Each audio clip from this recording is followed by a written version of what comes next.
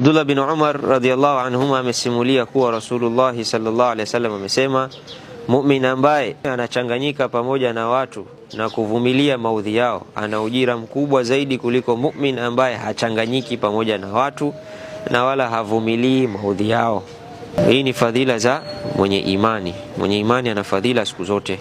An Suhaib radhiyallahu anhu qala Rasulullah sallallahu alaihi wasallam, ajaban li amri almu'min inna amrahu kulluhu khair wa laysa dhalika li ahadin illa lilmu'min in asabathu sarra'u shakara fakana khairan lahu wa in asabathu dharra'u sabara fakana khairan lahu. Suhaib radhiyallahu anhu amesimulia kuwa Rasulullah sallallahu alaihi wasallam amesema, ni ajabu kwa mambo yote yanayotokana na mu'min, kwa mambo yake yote kwake yeye ni khair, na hayawi hayo kwa yoyote isipokuwa kwa mu'min tu. Kama itampata furaha ushukuru, hapo inakuwa ni khairi kwake, na kama itampata tabu, hasara, madhara, usubiri, ikawa ni khairi kwake.